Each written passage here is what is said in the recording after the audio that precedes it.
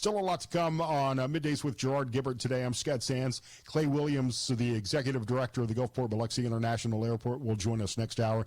Any concerns about flying with all of these ATC breakdowns lately? And Tricia McLaughlin, Assistant Secretary of Homeland Security, next hour as well. But first, we're joined by State Rep Kevin Felsher here on the Scott Sands Show, filling in for Gerard Gibbert. It's nice to meet you, Kevin. Thanks for coming on. Hey, good to see you and good to speak to a fellow Coastian. Yeah, absolutely. I went to high school at St. John in Gulfport, now a part of the St. Patrick system on the coast, and I miss the coast every day. I still talk to friends down there all the time. Well, we miss you too, and we hope with the elimination of the state income tax that you'll find us more appealing than Ohio and come back and live here. Ohio's working on it. I don't know if they'll get it done in the next couple of years, but they are working on it. And you're right. I mean, I've talked about this with some of your colleagues over the last few months, filling in for Gerard and Richard Cross here on SuperTalk, that it's not only a way to boost the economy, but a way to attract businesses and people to Mississippi, which is so crucial for the state's success. Absolutely. And not to mention, your dollar goes further in Mississippi than just about any other state. So our cost of living is really low and the quality is on up there. So it is a good place for you to come and live. And we hope you'll consider coming back. Meanwhile, send me some crawfish. Yeah, I heard you, Representative Owen, asked for that. I might make that happen.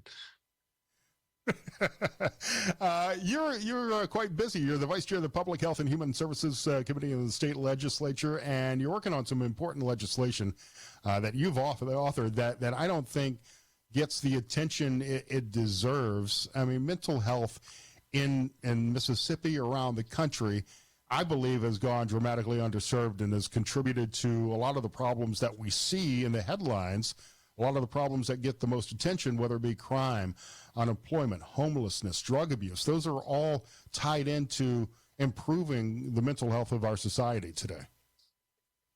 Absolutely. If you look at the statistics, I think it's something like 80% of homeless folks have some form of mental illness, and probably the same along the lines of substance abuse.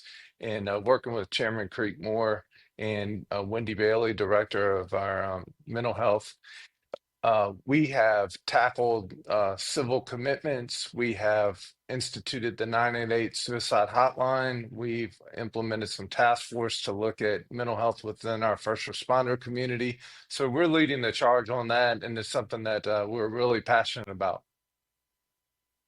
So what improvements have you seen in Mississippi with regards to mental health? So our commitments have gone drastically down for the better.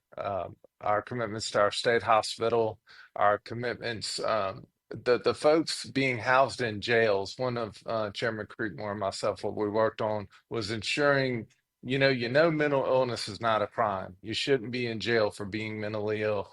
And it was being used more than it should have been. And what we made sure of is it's used as the last alternative. That is working. Our commitments, our commitments that are being housed in jail have dropped drastically, and we want that number down to really zero. That's one of the biggest things we're proud of. Also instituting that 988 suicide crisis hotline. And we have some other investments we're doing. We just opened a forensic lab for those needing mental health forensic analysis, a place to house folks in a timely fashion. So it's all one big safety net of the mental health system, and we're working on making that better each and every day here in the legislature. So many homeless, so many drug addicts do wind up in jail for various reasons, but getting them treatment is an expensive measure. And I know in Ohio, I'm sure the same is true in Mississippi. There just aren't enough beds to house people who need this kind of assistance. And it's a costly proposition. How do you pay for it? It is, and what's happened is the feds have shifted the responsibility to the state and the local governments, but they've not sent the funds to follow. So our states and our counties and our municipalities are shouldering the burden. And quite frankly, we're doing the best we can. I think the responsibility does belong to a certain degree with the states. You're closer to the problem in your communities. You know what areas need more help. But again, you do have to pay for it. And obviously the state is talking about budget cuts, cutting the state income tax, all things that will affect how much money you have to spend on these issues. We have, and that's why we took a measured approach with HB1, which eliminates our state income tax. It's phased in, it has triggers, but it allows us to be prudent. And we do have some good reserves in our rainy day fund and our general fund and our CapEx expenditure fund, should we receive some cuts at the federal level. But we hope that's not the case. We hope that those who need Medicaid and who qualify for the program, who are citizens of the United States, will have Medicaid.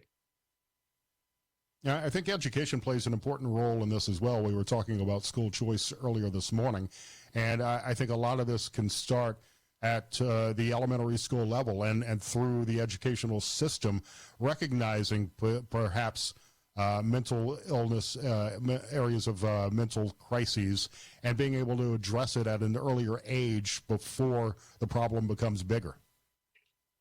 That's an excellent point, Scott. And what we've been working on in our committee is trying to get a grant for something that's called the Hope Squad or Peer Helpers. And these are groups that come into the school and allow the actual students to really lend peer support when they identify, or even on a proactive measure, reach out to their fellow students who might be being bullied or suffering from some form of depression. At a peer level, these organizations are making a huge dent in the problem, and we're trying to make it to where every school in Mississippi will eventually have access, if they'd like it, to something like the Hope Squad or Peer Helpers.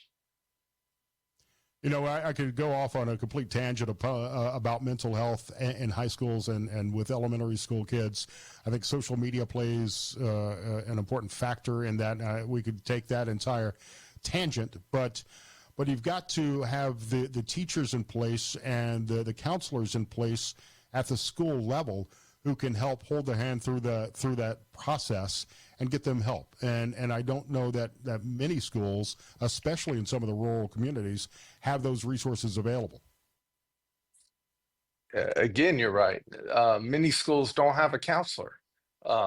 My school district, Biloxi, is fortunate, and they do have counselors. Many of our coastal schools do have counselors, but many others throughout the state do not. This is where something along the lines of Peer Helpers or Hub Squad could step in and help fill the void, because it includes teachers and staff, but it also includes the students. So it's more of a holistic approach. And again, it's having great results around the nation. We're talking to State Rep Kevin Felsher here on Super Talk Mississippi. A lot of talk about the special session and getting all of these things done. Fill us in on the latest on that. I got to be honest, I haven't seen the latest progress in the last few days. What's the latest word on what the plan is in the state legislature? Well, I have no official progress report. We don't get those, but That's you know, discouraging. I got to be honest with you. yeah, understand.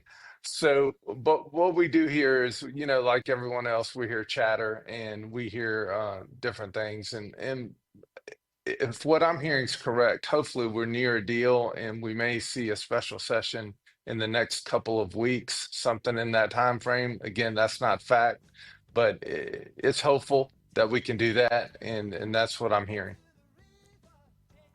Mississippi State trailing Texas A&M in the SEC tournament. Kevin, who do you think is going to make it further, Southern Miss or Ole Miss? To the top, Southern Miss. Teed that one up for you. Thank you so much for coming on. It's nice to meet you. State Rep Kevin Felsher. Middays with Gerard Gibbert here on Super Talk Mississippi.